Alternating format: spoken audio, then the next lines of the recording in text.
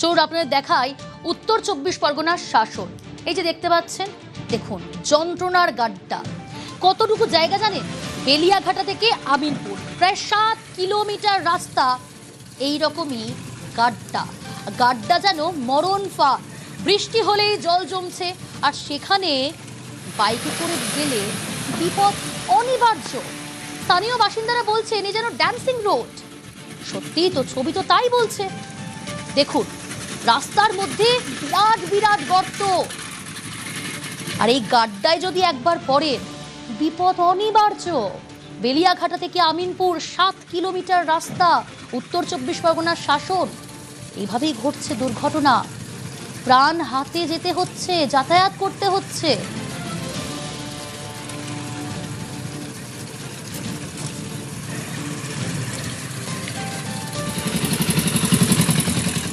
এই road dancing road বলেও এলাকার মানুষ আখ্যা দিয়েছেন, নাম দিয়েছেন।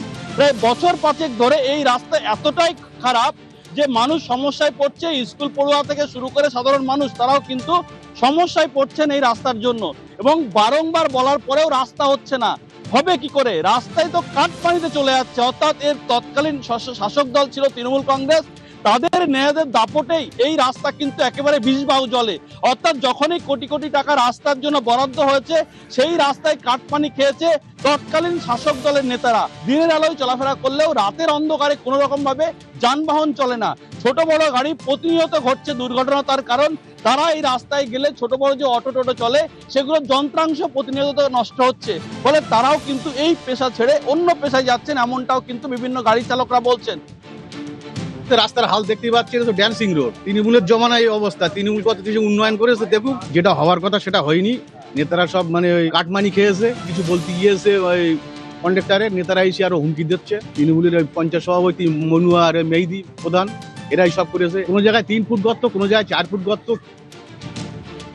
রাস্তা তো অনেক দিন থেকে প্রচন্ড খারাপ, গাড়ি চালাতে খুব সমস্যা। মানুষের পরিষেবা দেওয়ার জন্য যাচ্ছি, অনেকেই বারণ করছে গাড়ি তোমরা চালাও না এই খারাপ রাস্তায়। মানুষের যখন তখন দুর্ঘটনায় অনেক কিছু হয়ে যেতে পারে, উল্টেও যায়। একটা মারাও গেছে 10 কিলোমিটার, পুরোটাই খারাপ।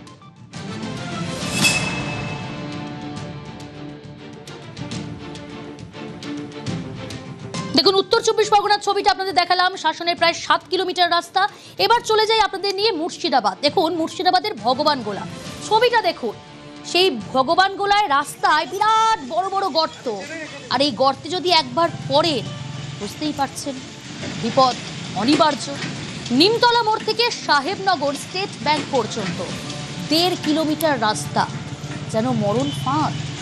প্রাণ হাতে ঝুঁকির যাতায়াত, দুর্ভোগের এক শেষ। রাস্তার বিভিন্ন অংশে তৈরি হয়েছে বড় বড় গর্ত, উঠে গিয়েছে পিচের আস্তরণ। ছবি দেখুন। আর নিত্যদিনই চলছে ঝুঁকির যাতায়াত। মুর্শিদাবাদের ভগবানগোলার রাস্তা, সেখানে এইভাবেই যাতায়াত করতে হয় স্থানীয়দের। নিত্যদিন এইভাবেই ঝুঁকির যাতায়াত।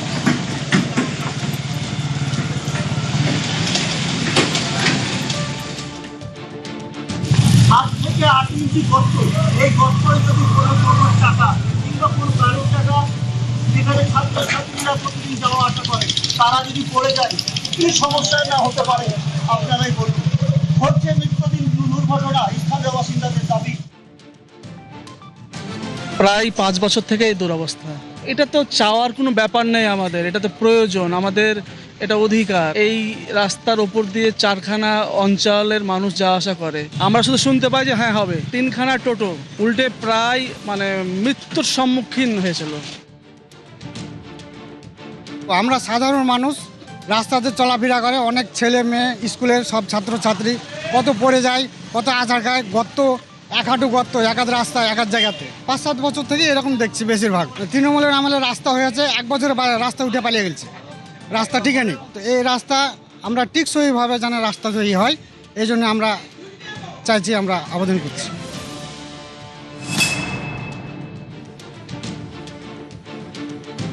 উত্তর দিনাজপুরের রায়গঞ্জ, সেখানকার ছবি দেখাবো। দেখুন নাগর থেকে ভাটল পর্যন্ত 17 কিলোমিটার রাস্তা। সেই 17 কিলোমিটার রাস্তায় যেন নরক দর্শন। মেসি যেভাবে বল নিয়ে ড্রিবল করতে করতে গোলের দিকে এগোন, আর এই রাস্তায় বাইক নিয়ে গেলে আপনাকেও যেতে মেসির মতোই হবে, গর্ত কাটিয়ে ড্রিবল করতে করতে। এই বিরাট গর্ত দেখে বুঝতেই পারছেন। আর তার পাশাপাশি আমরা দেখাচ্ছি এই এআই নির্মিত ভিডিও। ঠিক যেমন মেসি বল নিয়ে ড্রিবল করতে করতে গোলের দিকে এগোন, এই রাস্তায় আপনি যদি বাইক নিয়ে যান আপনাকেও যেতে হবে মেসির মতো।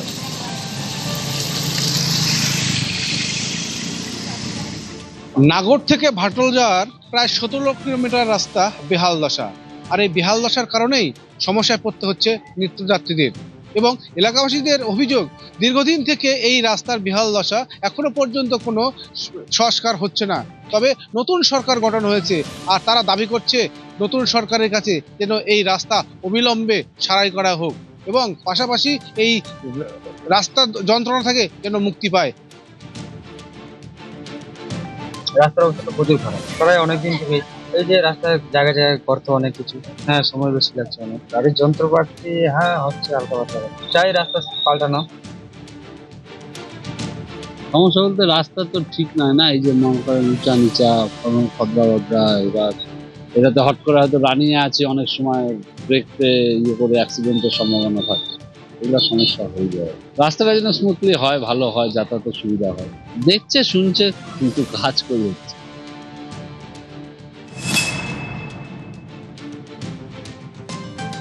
আর এবার নিয়ে যাই আপনাদের দার্জিলিং এর খড়িবাড়ি পিডব্লিউডি মোড় থেকে ঘোষপুকুর 17 কিলোমিটার রাস্তা, তার মধ্যে 3 কিলোমিটার রাস্তা। এই 3 কিলোমিটার রাস্তা বেহাল দশা। এই 3 কিলোমিটারের মধ্যে কি কি আছে জানেন? এই 3 কিলোমিটার রাস্তার মধ্যেই রয়েছে একটা দুটো স্কুল নয়, 10টি স্কুল, রয়েছে বিডিও অফিস, হাসপাতাল। সেই রাস্তারই বেহাল দশা। দেখছেন সেই ছবি দার্জিলিং এর খড়িবাড়ি।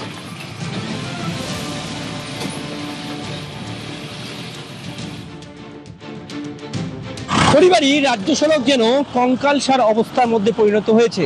পদে পদে বিপদ লক্ষ্য করছেন এখানকার বাসিন্দারা, কারণ পিচের আস্তরণ উঠে গিয়ে কার্যত বিপদ যেন বাড়ছে প্রতিদিন।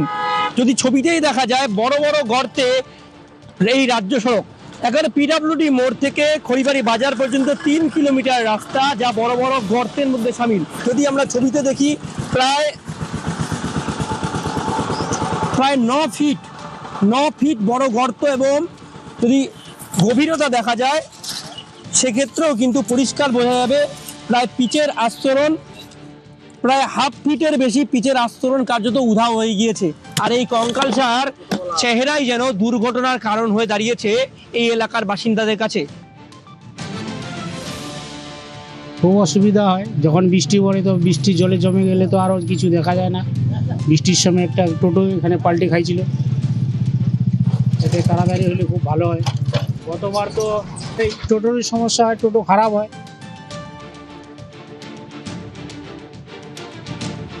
ভেঙে গেছে, যাতায়াতে অসুবিধা হয়, বর্ষার সময় জল জমে যায়, নানা রকম সমস্যায় পড়তে হয়।